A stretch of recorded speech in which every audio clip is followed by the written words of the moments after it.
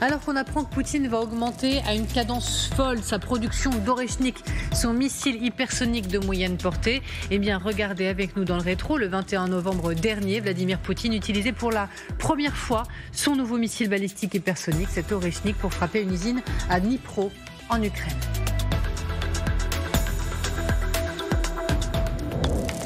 Dans la ville ukrainienne de Dnipro, les Russes visent une usine. Le missile utilisé, appelé Oreshkin, est hypersonique et peut emporter des têtes nucléaires.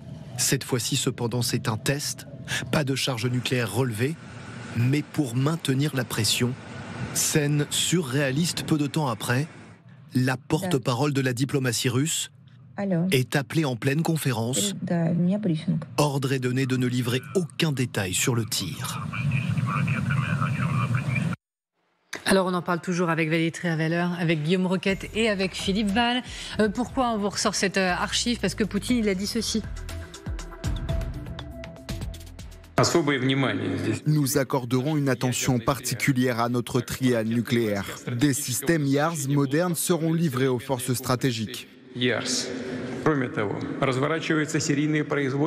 La production en série du dernier système de missiles à moyenne portée Oreshnik, qui a fait ses preuves en situation de combat, est en cours. Aussi, la marine comprendra de nouveaux navires et sous-marins équipés de la dernière génération d'armes de haute précision. Au regard de tout ce qu'on vient de se dire en parlant de l'Iran, d'Israël, est-ce que Poutine, il profite de la séquence? Je veux dire, est-ce qu'il profite du fait qu'on soit en train de regarder ailleurs pour accélérer? Après, il avait annoncé à cette période, en novembre, qu'il allait lancer dans le semestre 2025 la production. Question bonus. Est-ce que on arrive à la fin du semestre, hein, donc voilà, on arrive au moment. Mais c'est aussi un signal envoyé aux Occidentaux, hein, parce qu'il ne faut pas oublier que ce missile, il est quand même extrêmement efficace. Il circule à 12 000 km/h et il peut atteindre Paris en 15 minutes. 15 minutes, Berlin en 13 minutes. Donc c'est surtout aussi que nous, sur la rive droite, on a du mal à atteindre la rive gauche en 3 heures. C'est quand même un signal envoyé aux Occidentaux, c'est-à-dire c'est aussi un trouble psychologique qui est envoyé un peu partout. Dire que lui, il existe pendant ce temps-là. Mais il faut aussi voir tout ce qui se passe en ce moment, parce que c'est vrai que nous avons regardé ailleurs ces derniers temps. Les Russes se sont aussi déployés à la frontière finlandaise, on oublie complètement. Il va y avoir encore un contingent de soldats nord-coréens qui vont arriver en juillet ou en août. Donc là, on voit qu'ils renforcent un peu toutes ces manœuvres. Vous êtes d'accord avec ça, Guillaume? Oui, d'abord, je suis d'accord pour dire que les Russes ont profité de cette séquence iranienne, parce que Donald Trump a eu sa victoire. Et donc, je pense que de ce fait, sachant tout le profit médiatique qu'il en tire, le profit politique aussi, parce que ça resserre les rangs des républicains autour de lui, la résolution du conflit entre l'Ukraine et la Russie devient peut-être secondaire pour lui. Et je crains que ce soit pour les Russes une bonne nouvelle. Parce que ça leur permet, entre guillemets, de continuer leur guerre. Il a moins besoin de ce trophée-là entre... Oui, c'est un peu le sentiment qu'on a. Et il y a évidemment un contraste très fort entre la rapidité avec laquelle cette crise iranienne a été traitée, cette fameuse guerre de 12 jours. C'est l'un des éléments de langage les plus récurrents dans la communication de la Maison-Blanche. Et l'incapacité qu'a Trump pour l'instant à avancer sur le conflit ukrainien. Parce que, vous vous souvenez, il avait dit qu'il réglerait ça en quelques jours.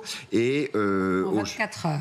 En 24 heures même, et aujourd'hui on est à 5 mois du début du mandat et il n'y arrive pas. Et moi je pense qu'il va passer à autre chose, parce que ça ne doit pas être un homme patient. En tout cas, c'est le sentiment qu'on a. Et de ce fait, les Russes peuvent continuer à dérouler leur dispositif. Et là, regardez, effectivement, avec ces annonces sur les missiles Oreshnik, ça devrait susciter une réprobation générale, des déclarations sévères des Occidentaux, de l'OTAN, des Européens, et on a l'impression que finalement on le laisse faire, parce que comme il l'avait annoncé, c'est pas une surprise, mais ça montre à quel point les Russes sont belliqueux, et pas seulement vis-à-vis des Ukrainiens. Et ils sont en économie de guerre.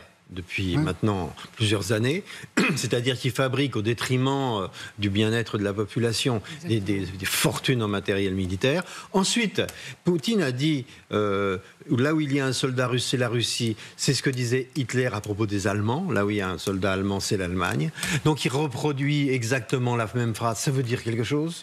Je pense qu'il le fait exprès. Même Trump reconnaît à l'OTAN que oui, il a d'autres ambitions que l'Ukraine. Bien sûr qu'il a d'autres ambitions. Trump, désormais. Parce que la Russie, en ce moment, et Poutine en particulier, est une machine de guerre. S'il ne peut fonctionner comme les requins ne peuvent vivre qu'en se déplaçant, sinon s'il s'arrête, il meurt parce que la respiration ne se fait pas, il ne peut survivre qu'en faisant la guerre, Poutine. Si on ne comprend pas ça, on ne comprendra jamais rien à la politique qu'il faut mener contre lui. Je reviens sur Poutine, Trump, son rapport à Poutine, comment il a évolué. Je citais Trump à l'OTAN. Il a dit aussi de Poutine qu'il était plus difficile à gérer que le conflit israélo-palestinien ou encore que Israël-Iran. Regardez. Vladimir Poutine est beaucoup plus difficile. Franchement, j'ai aussi des problèmes avec Zelensky, comme vous le savez, mais c'est une guerre plus difficile que les autres. Et pour vous, ça amplifie votre théorie de la lassitude potentiellement de Trump. Voilà, ça devient trop difficile, donc maintenant, j'avance. C'est trop difficile parce que l'adversaire, d'abord, n'est pas clairement identifié dans ce conflit. Là, entre Israël et l'Iran, c'est relativement simple pour les Américains parce qu'il y a un méchant. Et le méchant, c'est l'Iranien. En l'occurrence, il ne se trompe pas, il a bien raison de l'identifier comme tel. Alors que là, il y a une forme de neutralité américaine entre la Russie et l'Ukraine. Et donc, il est beaucoup plus difficile d'avoir le levier pour agir sur une des deux parties. Et puis, l'autre différence avec le conflit entre Israël et l'Iran, c'est que la Russie est une puissance nucléaire. Donc, même si Trump le voulait, ce qui n'est pas le cas, il ne pourrait pas aller utiliser ses B-2 pour aller frapper l'état-major russe. Prenons un exemple. S'il utilisait à nouveau l'Oreshnik, Poutine, à votre avis, comment réagirait Trump ?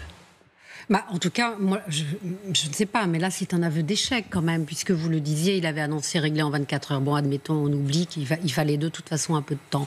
Mais là, quand il dit c'est une guerre beaucoup plus difficile que ce que je pensais, et il a quand même, je ne suis pas d'accord avec vous, il a quand même un peu oscillé quand même entre Zelensky et Poutine, mais on sent qu'il est quand même plutôt clairement du côté de l'Ukraine aujourd'hui. Il n'a pas cessé d'aider, finalement, il l'a dit à l'OTAN qu'il allait peut-être aider à nouveau. Avec des patriotes. C'est ça le petit bouger potentiellement. Du coup, voilà, ça bouge quand même un petit peu, mais il a compris en tout cas qu'il ne pouvait plus compter sur Poutine. Il a essayé, ça n'a pas marché. En fait, ce sont deux animaux qui ont besoin, effectivement, comme vous le disiez, d'avancer, mais ils avancent l'un contre l'autre aujourd'hui. Mais Trump, vraiment du côté plus de l'Ukraine, vous croyez oui, moi je trouve parce qu'il est extrêmement déçu de Poutine. Voilà, donc il faut voir ce qui se passerait là s'il l'utilisait à nouveau. Est-ce que sa déception est sincère ? Une fois de plus, on n'en sait rien. Est-ce qu'il ne va pas encore changer d'avis sur Poutine ?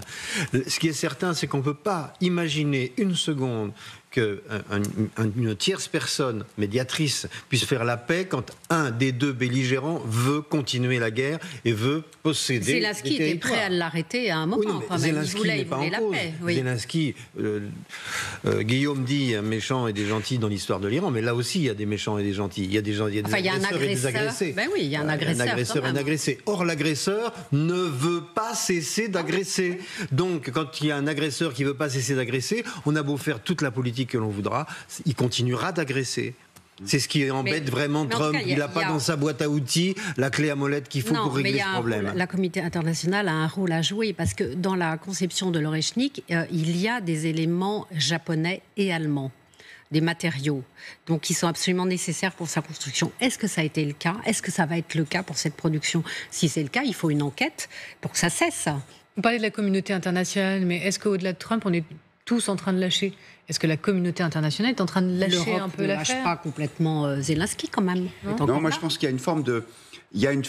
on lâche le processus de paix, c'est-à-dire qu'il y a une forme de résignation, me semble-t-il, et y compris chez Trump, parce que l'un des leviers les plus efficaces qu'utilisait Donald Trump au début de son mandat pour espérer faire cesser ce conflit, c'était de stopper la fourniture d'armes aux Ukrainiens. Et là, comme vous le rappeliez très justement, dans sa conférence de presse d'hier, il a dit si on arrive à trouver des patriotes, c'est-à-dire ces systèmes de défense antiaériens, c'est compliqué parce qu'il faut qu'on en donne aux Israéliens qui en ont besoin, mais si on en trouve, on pourrait en donner aux Ukrainiens. Alors certes, c'est une arme de défense, c'est pas une arme offensive, il n'empêche que c'est un message qui est envoyé en disant peut-être que cette guerre va continuer. Et comme si Donald Trump s'était résigné résigner à se dire c'est un trop gros morceau, je vais les laisser continuer à se battre. Une course à l'armement pourrait précipiter la chute de Vladimir Poutine. Ça, c'est ce que pense la Pologne. Le ministre des Affaires étrangères polonais a dit ça à l'OTAN. Poutine devrait comprendre qu'il suit le chemin du dirigeant soviétique Brejnev. Lui-même en a parlé un jour, disant que l'Union soviétique s'était effondrée parce qu'elle dépensait trop pour l'armement. Et maintenant, il fait exactement la même chose. Il dit aussi, il mène une guerre très coûteuse. Il a effrayé et provoqué l'Occident pour qu'il augmente les dépenses de défense. Nous, on le fait parce que Poutine nous menace. Ça signifie qu'une économie de la taille du Texas, Poutine devra extraire encore davantage de fonds pour la défense pourvu que ça se solde par un résultat similaire pour le régime russe, mais en plus rapide. Ça va le faire couler, Poutine. Alors, je précise que l'OTAN dit aussi qu'il a encore 2 années d'économie pour combattre. Donc, c'est pas demain non plus. Oui, c'est penser qu'on est dans la même configuration que du temps de la guerre froide, ce qui n'est pas tout à fait le cas. Non. C'est vraiment différent. Les frontières sont ouvertes différemment, les flux financiers sont très différents. Les armes sont plus très modernes différentes. et plus coûteuses. Absolument. Donc, je ne sais pas si on peut comparer. Je ne sais pas si une course à l'armement seule peut arrêter la folie de Poutine. Je ne crois pas. C'est un adversaire qui le dit, donc forcément. Mais c'est vrai que les Russes souffrent beaucoup de cette économie de guerre. Énorme, donc, bien sûr. Mais on n'a pas l'impression que Ils ont l'habitude, on dit. Voilà. Dit-on. On n'a pas l'impression que le peuple russe soit près d'une... je parle même pas de révolution, mais d'une contestation. Après, c'est la volonté ou non de continuer pour Poutine à sacrifier sa population. Parce que selon l'OTAN, l'économie russe est suffisamment forte pour maintenir le niveau actuel d'opération militaire jusqu'en 2027 au moins. Mais bien sûr, il n'a rien à faire de son peuple. Il l'a prouvé depuis 3 ans. Regardez tous ces jeunes hommes qui sont envoyés au front. Combien sont morts. Ça fait déjà des mois qu'on parle de 100 000 morts. C'est le long... Ça fait penser au roman de Garcia Marquez. C'est le long automne du patriarche. La longue agonie des dictateurs. Et c'est le point commun entre Khamenei et Poutine. C'est que quoi qu'il arrive, le peuple sera sacrifié au pouvoir en place. Guillaume ? Oui, il me semble que cette économie de guerre, c'est l'assurance vie de Poutine. C'est-à-dire que ça lui permet de développer ce discours paranoïaque consistant à dire, regardez, nous sommes entourés d'ennemis, l'OTAN et les nazis ukrainiens veulent nous agresser. Heureusement que nous sommes là avec notre courageuse armée et notre système de défense très, très innovant. Et ce discours-là, il permet peut-être d'anesthésier en quelque sorte la population russe.